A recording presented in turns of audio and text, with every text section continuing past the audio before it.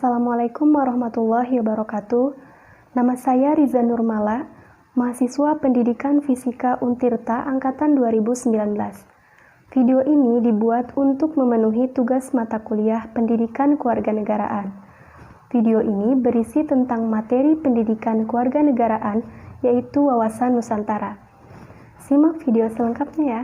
Oke teman-teman, pada kesempatan ini saya akan membahas mengenai wawasan Nusantara. Pokok bahasan wawasan Nusantara ada yang pertama yaitu pengertian, hakikat, asas. Yang kedua ada kedudukan, fungsi, dan tujuan. Dan yang ketiga yaitu tentang implementasi dari wawasan Nusantara. Apa ya wawasan Nusantara itu?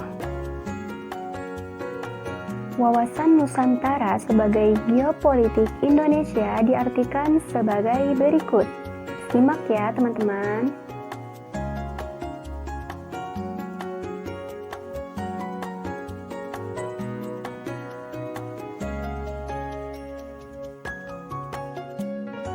Secara etimologis, wawasan Nusantara berasal dari kata wawasan dan Nusantara.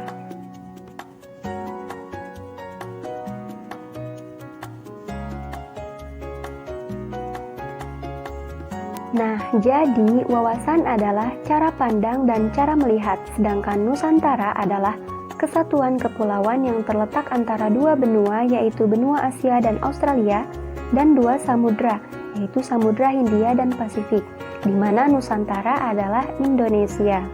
Secara terminologis, wawasan Nusantara diartikan oleh Profesor Wan Usman, ada dari GBHN 1998, dan juga dari Kelompok Kerja Wawasan Nusantara.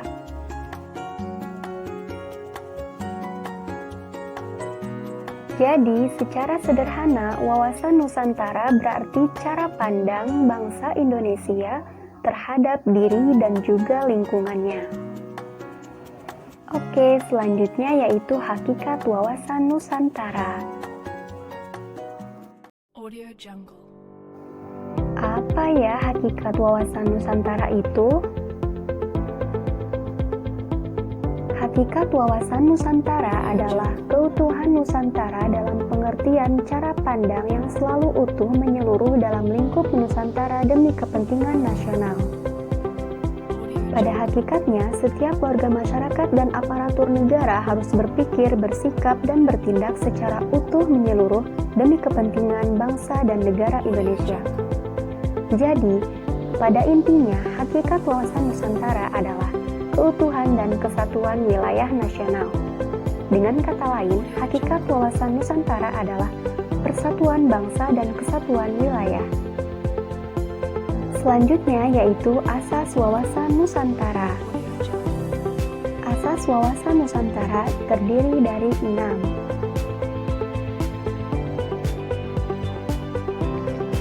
Yang pertama yaitu kepentingan yang sama.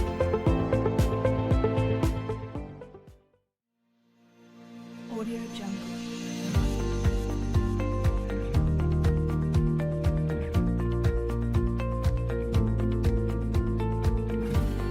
Audio Jungle. Yang kedua yaitu keadilan, kesesuaian pembagian hasil dengan adil, jerih payah, dan kegiatan baik perorangan, golongan, kelompok, maupun daerah. Selanjutnya yang ketiga yaitu kejujuran, di mana keberanian berpikir, berkata, dan bertindak sesuai realita serta ketentuan yang benar, biarpun realita atau ketentuan itu pahit dan kurang enak didengarnya. Demi kebenaran dan kemajuan bangsa dan negara, hal itu harus dilakukan. Berani jujur, hebat. Yang keempat yaitu solidaritas. Solidaritas diperlukan untuk kerjasama, mau memberi dan berkorban bagi orang lain tanpa meninggalkan ciri dan karakter dari budayanya masing-masing.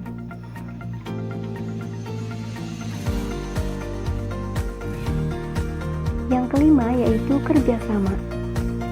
Adanya koordinasi, saling pengertian yang didasarkan atas kesetaraan, sehingga kerja kelompok, baik kelompok kecil maupun besar, dapat mencapai sinergi yang lebih baik.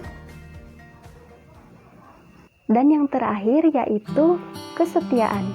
Kesetiaan terhadap kesepakatan bersama untuk menjadi bangsa dan mendirikan negara Indonesia yang dimulai, dicetuskan, dan dirintis oleh Budi Utomo, Sumpah Pemuda, dan Proklamasi Kemerdekaan 17 Agustus 1945. Oke teman-teman, selanjutnya yaitu kedudukan, fungsi, dan tujuan wawasan Nusantara. Bagaimana ya kedudukan wawasan Nusantara itu? Wawasan Nusantara berkedudukan sebagai landasan visional dalam menyelenggarakan kehidupan nasional.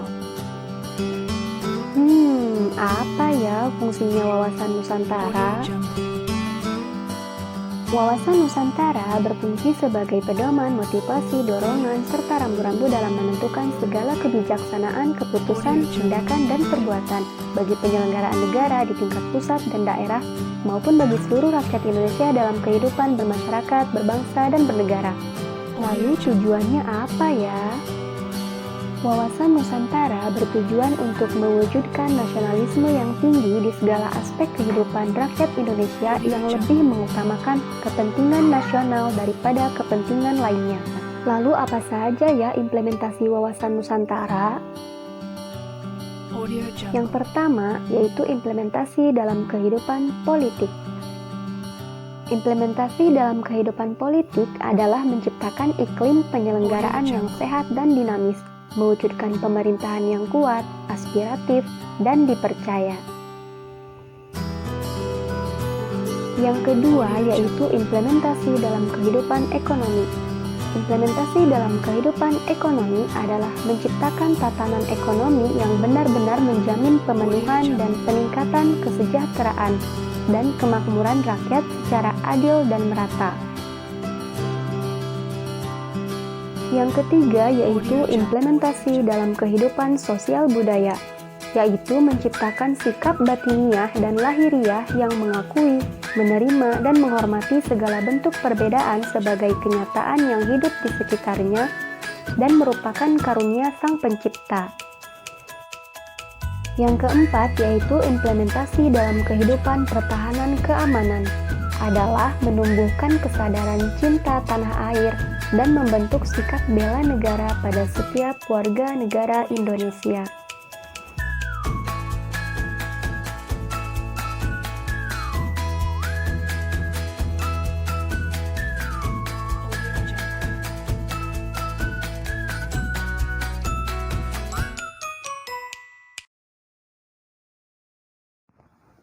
Sekian video tentang wawasan Nusantara dari saya.